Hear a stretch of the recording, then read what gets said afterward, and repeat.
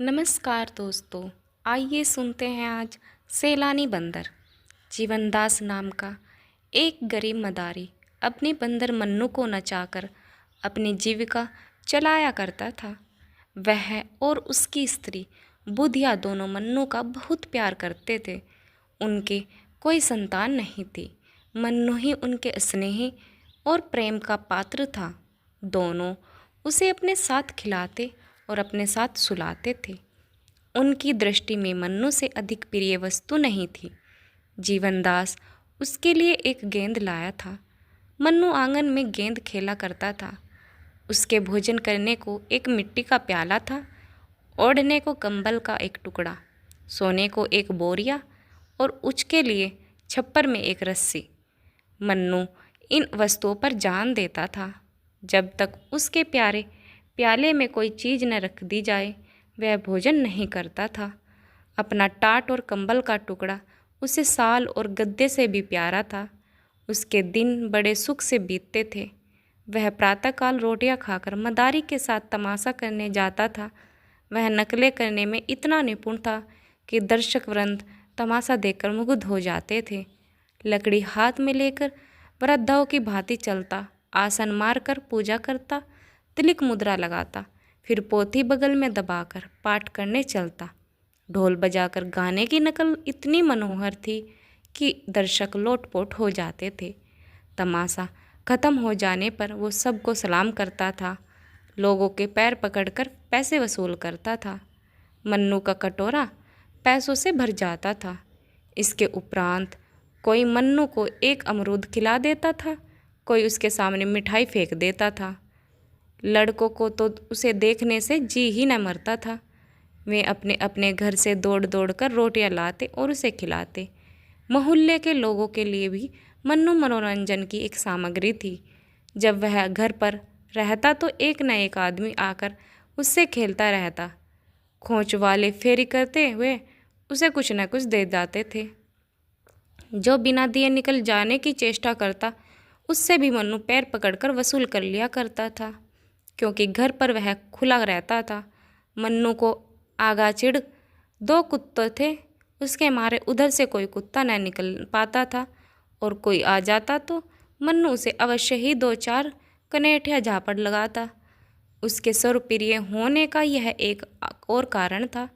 दिन को कभी कभी बुधिया धूप में लेट जाती तो मन्नू उसके सिर पर जून निकालता। वह उसे गाना सुनाती। वह जहाँ कहीं जाती थी वह मन्नू उसके पीछे पीछे जाता। माता और पुत्र में भी इससे अधिक प्रेम न होगा। एक दिन मन्नू के जी में आया कि चलकर कहीं फल खाना चाहिए। फल खाने को मिलते तो थे पर वृक्षों पर चढ़कर डालियों पर उचकने लगता। कुछ खाने और कुछ गिराने में कुछ और ही मज़ा होता है। बंदर विनोदशील होते ही हैं और मन्नू में इसकी मात्रा कुछ अधिक ही थी। कभी धकड़ कभी पकड़ और मारपीट की नौबत न आई थी।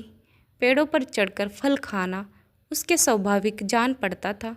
यह न जानता था कि वहाँ प्रकृति वस्तुओं पर भी न किसी की छाप लगी हुई है। जलवायु प्रकाश पर भी लोगों ने अधिकार जमा रखा है। फिर बाग बगीचों का तो ही क्या कहना। दोपहर को जब जीवनदास तमाशा दिखाकर लौटा तो मन्नू लंबा हुआ। वह यूं ही मोहल्ले में चला जाया करता था, इसलिए किसी को संदेह नहीं हुआ कि वह कहीं चला गया। उधर वह घूमता घूमता खपरेलों पर उछलता कूदता एक बगीचे में जा पहुंचा। देखा तो फलों से पेड़ लदे हुए हैं। आंवला, कटहल, लीची, आम, पपीते वगैरह लटकते हुए देखकर उसका चिंतन प्रसन्न हो गया। मानो वे वृक्ष उसे अपनी ओर बुला रहे थे कि खाओ जहाँ तक खाया जाए, यहाँ किसी की रोक टोक नहीं। तुरंत एक छलांग मारकर चार दीवारी पर चढ़ गया।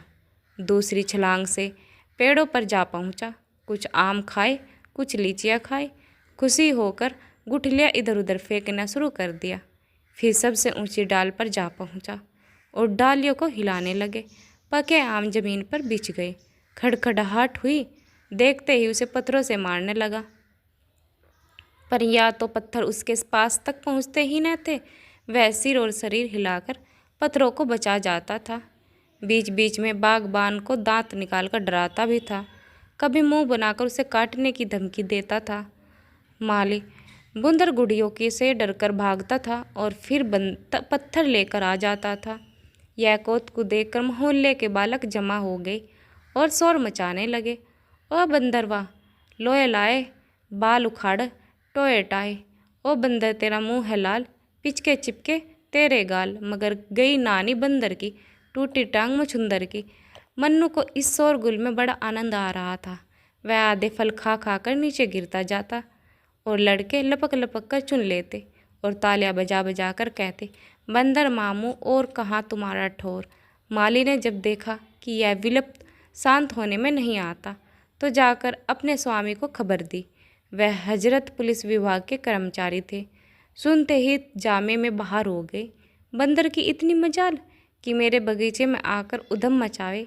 बंगले का किराया मैं देता हूँ, कुछ बंदर नहीं देता। यहाँ कितने ही ऐसा योग्य को लदवा दिया। अखबार वाले मेरे नाम से कांपते हैं। बंदर की क्या हस्ती। तुरंत बंदूक उठाई और बगीचे में आ पहुँचा। देखो, मन्नू एक पेड़ को जोर जोर से हिला रहा था। लाल हो गई और उसी तरफ बंदूक तनी। बंदूक देखते ही मन्नू के होश उड़ गए। उस पर आज तक किसी ने बंदूक नहीं तानी थी, पर उसने बंदूक की आवाज़ सुनी थी। चिड़ियाओं को मारे जाते देखा था और न देखा तो बंदूक से उसे स्वाभाविक भय होता था। पशु बुद्धि अपने शत्रुओं से सवस्त संसंग हो जाती है। मन्नू के पांव मानो सुन हो गए। वे उछलकर किसी दूसरे वर्ग पर भी न जा सकता था। उसी डाल पर दुबक कर बैठ गया। साहब को उसकी यह कला पसंद आई। दया आ गई। माली को भेजा, जाकर बंदर को पकड़ लो। माली दिल में डरा पर साहब के गुस्से को जानता था। चुपके से वृक्ष पर चढ़ गया और हजरत बंदर को एक रस्सी में बांध लाया। मन्नू साहब को बरामदे में एक खंभे में बांध दिया गया। उसकी स्वच्छंदता का अंत हो गया। संध्या तक वहीं पड़ा हुआ करुण स्वर में कू कू करता रहा। सांझ हो गई तो एक नौकर उसके सामने एक मुट्ठी चने डाल गया। अब मन्नू को अपनी स्थिति के परिवर्तन का ज्ञान हुआ। न कंबल न टाट, जमीन पर बड़ा बिसुर रहा था। चने उसने छुए भी नहीं। पछता रहा था कि कहाँ से फल खाने निकला। मदारी का प्रेम याद आया। बेचारा मुझे खोजता फिरता होगा। मदारिन प्याले में रोटी और दूध के लिए मुझे मन्नू मन्नू पुकार रही होगी। हाँ विपत्ति, तूने मुझे कहाँ लाकर छोड़ा। रात भर वह जागता और बार बार खंबे के चक्कर लगाता रहा। साहब का कुत्ता टामे बार बार डराता और भूखता। मन्नू को उस पर भी ऐसा क्रोध आता कि पाऊँ तो मार चपतो चौंधा दिया दूँ, पर कुत्ता निकट न आता, दूर ही से गजराता रहता। रात गुजारी तो साहब ने आकर मन्नू को 2-3 ठोकर जमाई। सुअर रात भर चिल्ला चिल्ला कर नींद हराम कर दी, आँख तक न लगने दी। बच्चा, आज भी तुमने गुल बजाया तो गोली मार दूंगा। यह कहकर वह तो चले गए। अब नटखट लड़कों की बारी आई। कुछ घर के और कुछ बाहर के लड़के जमा हो गए। कोई मन्नू को मुंह चिढ़ाता, कोई उस पर पत्थर फेंकता, कोई उसको मिठाई दिखाकर ललचाता था। कोई उसका रक्षक नहीं था। किसी को उस पर दया नहीं आई। आत्मरक्षा की जितनी क्रियाएं उसे मालूम थी, सब करके हार गया। प्रणाम किया, पूजा पाठ किया, लेकिन इसके उपहार यही मिला कि लड़कों ने उसे और भी धिक्कार शुरू कर दिया। आज किसी ने उसके सामने चने भी नहीं डाले। यदि डाले भी हो तो वह खा नहीं सकता। शौक ने भोजन की इच्छा न रखी थी। संध्या समय मदारी पता लगाता हुआ साहब के घर पहुंचा। मन्नू उसे देखते ही ऐसा अधीर हुआ मानो जंजीर तोड़ डालेगा, खंबे को गिरा देगा। मदारी ने जाकर मन्नू को गले से लगा लिया और साहब से बोला, हजूर, भूल चूक तो आदमी से भी हो जाती है। यह तो पशु है। मुझे चाहे तो सजा दीजिए, पर इसे छोड़ दीजिए। सरकार, यही मेरी रोटियों का सहारा है। इसके बिना हम 2 प्राणी भूखे मर जाएंगे। इसे हमने लड़के की तरह पाला है। जब से यह भागा है, मंदारिन ने दाना पानी छोड़ दिया है। इतनी दया कीजिए सरकार। आपका आकबाल सदा रोशन रहे। इससे भी बड़ा ओहदा मिले। कलम चाक हो, मदुई बाक हो, आप है सपूत, सदा रहे मजबूत। आपकी बेरी को दाबे भूत। मगर साहब ने दया का पाठ न पढ़ा था। घुटकर बोले, चुप रहे पाजी, टे टे करके दिमाग चाट गया। बजा बंदर छोड़कर बाघ का सत्यानाश कर डाला। अब खुशामद करने चले हो, जाकर देखो तो इसने कितने फल गिराए। अगर इसे ले जाना है तो 10 रुपया लाकर मेरी नज़र कर देना। तो चुपके से अपनी राह पकड़, यह तो यहीं बंदे बंदे मर जाएगा, कोई इतने दाम लेकर न आएगा। मदारी निराश होकर चला गया। 10 रुपये कहाँ से लाता? बुधिया से जाकर हाल कहा। बुधिया को अपनी तरस पैदा करने की शक्ति पर ज़्यादा भरोसा था। बोली, बसली तुम्हारी करतूत, जाकर लाठी सी मारी होगी। हाकिमों से बड़े दाव पेच से बात की जाती है, तब कहीं जाकर में पसीजते हैं। चलो मेरे साथ, देखो छुड़ा लेती हूँ कि नहीं। यह कहकर उसने मन्नू का सब सामान एक गठड़ी में बांधा और मदारी के साथ साहब के पास आई। मन्नू अब की इतने ज़ोर से उछला कि खंबा हिला उठा। बुधिया ने कहा, सरकार, हम आपके द्वार पर भीख मांगने आए हैं, यह बंदर हमको दान दे दीजिए।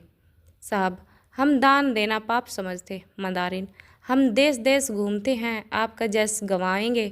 साहब, हमें जस की चाहे या परवाह नहीं। मंदारिन, भगवान आपको इसका फल देंगे। साहब, मैं नहीं जानता भगवान कौन भला। मंदारिन, महाराज, समा की बड़ी महिमा। साहब, हमारे यहाँ सबसे बड़ी महिमा दंड की है। मंदारिन, हजूर, आप हाकिम हैं, हाकिमों का काम है न्याय करना। फलों के पीछे 2 आदमियों की जान न लीजिए, न्याय ही से हाकिम की बड़ाई होगी। साहब, हमारी बड़ाई समा और न्याय से नहीं, न्याय करना हमारा काम है, हमारा काम मौज करना।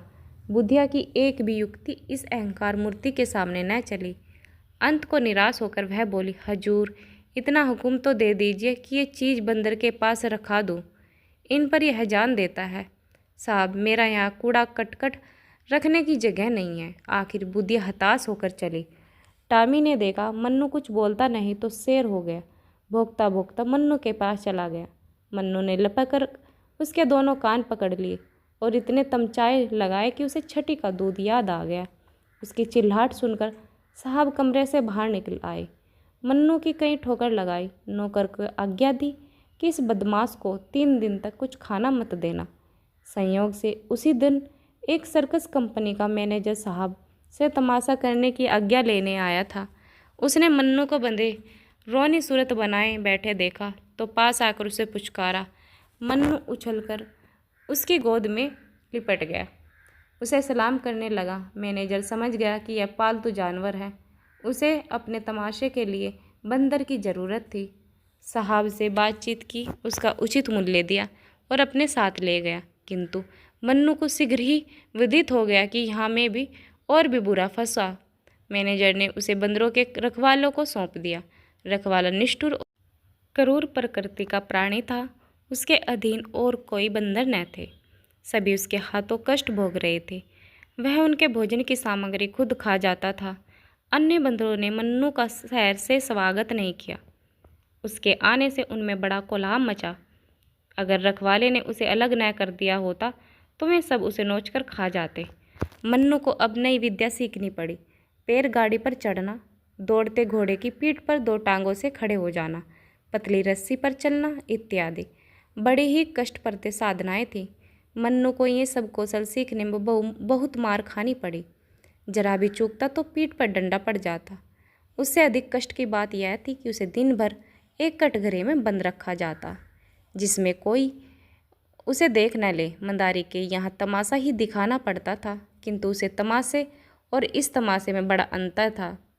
कहाँ में मंदारी की मीठी मीठी बातें, उसका दुलार प्यार, और कहाँ ये कारावास और डंडों की मार। ये काम सीखने में उसे इसलिए भी देर लगती थी कि वह अभी तक जीवनदास के पास भाग जाने के विचार को भूला न था। नित्य इसकी ताक में रहता कि मौका पाऊं और लिंक जाऊं, लेकिन वहाँ जानवर पर बड़ी बड़ी निगाहें रखी जाती थी। बाहर की हवा तक न मिलती थी। भागने की तो बात ही क्या। काम लेने वाले सब थे, मगर भोजन की खबर लेने वाला कोई नहीं।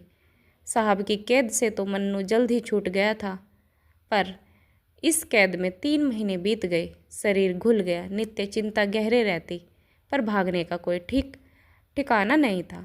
जी चाहे तो न चाहे उसे काम अवश्य करना पड़ता। स्वामी को पैसों से काम था, वह जिए चाहे मरे। संयोगवश वह एक दिन सर्कस के पंडाल में आग लग गई। सर्कस के नौकर चाकर सब जुआरी थे। दिन भर जुआ खेलते, शराब पीते और लड़ाई झगड़ा करते थे। इन्हीं झंझटों में एकाएक गैस की नली फट गई। हाहाकार मच गया। दर्शक वृंद जान लेकर भागे। कंपनी के कर्मचारी अपनी चीज़ें निकालने लगे। पशुओं की किसी को खबर नहीं थी। सर्कस में बड़े बड़े भयंकर जीव जंतु तमाशा करते थे। 2 शेर, कई चीते, 1 हाथी, 1 रीछ, कुत्ता, घोड़ा, बंदरों की संख्या तो इससे कहीं अधिक थी। कंपनी धन कमाने के लिए अपने नौकरों की जान को कोई चीज़ नहीं समझती। ये सब जीव इस तमाशे के लिए खोल गिद गए। आग लगते ही वे चिल्ला चिल्ला कर भागे। मन्नू भी भाग खड़ा हुआ। पीछे फिरकर भी न देखा। पंडाल जलाया बचा। मन्नू कूदता फांदता सीधे घर पहुंचा जहां जीवनदास रहता था, लेकिन द्वार बंद था। खरपेल पर चढ़कर वह घर में घुस गया, मगर किसी आदमी का चिन्ह नहीं मिला। वह स्थन जहां वह सोता था, जिसे बुधिया गोबर से लीप कर साफ रखा करती थी, अब घास पात से ढका हुआ था। वह लकड़ी जिस पर चढ़कर कूदता था, डिम्को ने खा ली थी। मोहल्ले वाले उसे देखते ही पहचान गए। शोर मच गया, मन्नू आया, मन्नू आया। मन्नू उस दिन से रात संध्या के समय उसी घर में आ जाता और अपने पुराने स्थान पर लेटा रहता। दिन भर मोहल्ले में घुमा करता। कोई कुछ दे दे तो खा लेता, मगर किसी की कोई चीज़ नहीं छूता था। उसे अब भी आशा थी कि मेरा स्वामी यहाँ मुझसे अवश्य मिलेगा। रातों को उसके कर्राने की करुण ध्वनि सुनाई देती थी। उसकी दीनता पर देखने वालों की आंखों से आंसू निकल पड़े। इस प्रकार कई महीने बीत गए। एक दिन मन्नू गली में बैठा हुआ था। इतने में लड़कों का शोर सुनाई दिया। उसने देखा, एक बुढ़िया नंगे बदन, एक चिथड़ा कमर पर लपेटे, सिर के बाल छिटकाए, भूतनिया की तरह चली आ रही है, और कई लड़के उसके पीछे पत्थर फेंकते, पगली नानी की हाँक लगाते, तालियां बजाते चले आ रहे हैं। वह रह रह कर रुक जाती और लड़कों से कहती, मैं पगली नानी नहीं हूँ, मुझे पगली क्यों कहते हो? आखिर बुढ़िया ज़मीन पर बैठ गई और बोली, बताओ मुझे पगली क्यों कहते हो? उसे लड़कों पर लेस मात्र भी क्रोध नहीं आता था। वह न रोती थी न हंसती। पत्थर लग भी जाता, चुप हो जाती। एक लड़के ने कहा, तू कपड़े क्यों नहीं पहनती? तू पागल नहीं तो और क्या? बुढ़िया, कपड़े में जाड़े में सर्दी से बचने के लिए पहने जाते, आजकल तो गर्मी है। लड़का, तुझे शर्म नहीं आती? बुढ़िया, शर्म किसे कहते हैं बेटा? इतने साधु सन्यासी नंगे रहते हैं, उसको पत्थर नहीं मारते। लड़का, मैं तो मर्द है। बुढ़िया, तो क्या शर्म औरतों की ही आती है, मर्दों को शर्म नहीं आती? लड़का, तुझे जो कोई जो कुछ दे देता है उसे तू खा लेती है, तू पागल नहीं तो और क्या? बुढ़िया, इसमें पागलपन की क्या बात बेटा? भूख लगती है, पेट भर लेती हूँ। लड़का, तुझे कुछ और विचार नहीं? किसी के हाथ की चीज़ खाते घिन नहीं आती? बुढ़िया, घिन किसे कहते हैं बेटा, मैं भूल गई हूँ। लड़का, सभी को घिन आती है, क्या बता दूँ घिन किसे कहते हैं? दूसरा लड़का, तू पैसे क्यों हाथ से फेंक देती है? कोई कपड़ा देता है तो क्यों छोड़कर चल देती? पगली नहीं तो क्या? बुढ़िया, पैसे कपड़े लेकर क्या करूँ बेटा? लड़का, और लोगों का क्या करते हैं? पैसों रुपए का लालच सभी को होता है। बुढ़िया, लालच किसे कहते हैं बेटा, मैं भूल गई। लड़का, इसी से तू पगली नानी कहते हैं। तुझे न लोभ है, न घिन, न विचार, न लाज, ऐसा ही को पगलो कहते हैं। बुढ़िया, तो यही कहो मैं पगली हूँ। लड़का, तुझे क्रोध क्यों नहीं आता? बुढ़िया, क्या जाने बेटा, मुझे तो क्रोध नहीं आता, क्या किसी को क्रोध भी आता है? मैं तो भूल गई। कई लड़कों ने इस पर पगली पगली का शोर मचाया और बुढ़िया उसी तरह शांत भाव से आगे चली। जब वह निकट आई तो मन्नू उसे पहचान गया। यह तो मेरी बुधिया है। वह दौड़कर उसके पैरों से लिपट गया। बुढ़िया ने चौंक कर मन्नू को देखा, पहचान गई। उसने उसे छाती से लगाया। मन्नू को गोद में लेते ही बुधिया का अनुभव हुआ कि मैं नग्न हूँ। मारे शर्म के वह खड़ी न रह सकी। बैठकर एक लड़के से बोली, बेटा मुझे कुछ पहनने को दे दो। लड़का, तुझे तो लाज ही नहीं आती। बुढ़िया, नहीं बेटा, अब तो आ रही है, मुझे न जाने आज क्या हो गया। लड़कों ने फिर पगली पगली का शोर मचाया तो उसे पत्थर फेंककर लड़कों ने मारना शुरू किया। उनके पीछे दौड़ी। एक लड़के ने पूछा, अभी तो तुझे क्रोध नहीं आया, अब क्यों आ रहा है? बुढ़िया, क्या जाने क्यों अब क्रोध आ रहा है। फिर किसी ने पगली कहा तो बंदर ने कटवा दूंगी। एक लड़का दौड़कर एक फटा हुआ कपड़ा ले आया। बुधिया ने वह कपड़ा पहन लिया, बाल समेट लिए। उसके मुख पर जो एक आमुनास आभा थी, उसकी जगह चिंता का पीलापन दिखाई देने लगा। वह रो रो कर मन्नू से कहने लगी, बेटा तुम कहाँ चले गए थे?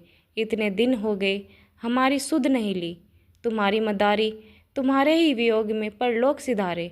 मैं भिक्षा मांगकर अपना पेट पालने लगी।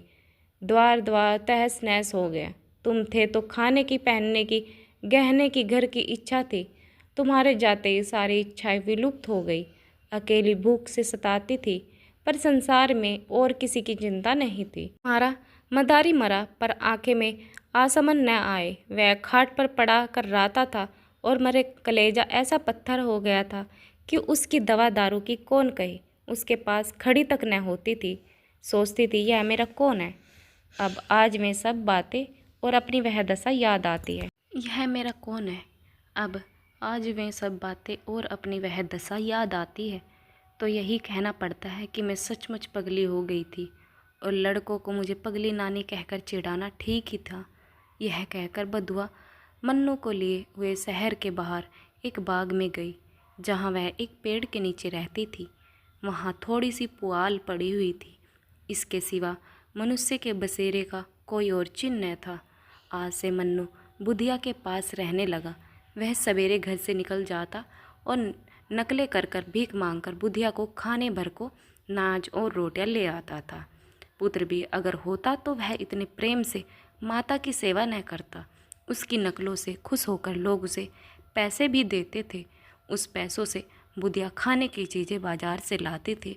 लोग बुधिया के प्रति बंदर का वह प्रेम देखकर चकित हो जाते और कहते थे कि यह बंदर नहीं, कोई देवता है। दोस्तों, आप लोगों को मेरी ये कहानी कैसी लगी प्लीज़ कमेंट सेक्शन में ज़रूर बताना, और अच्छी लगी तो लाइक, शेयर और सब्सक्राइब चैनल को ज़रूर करें। धन्यवाद।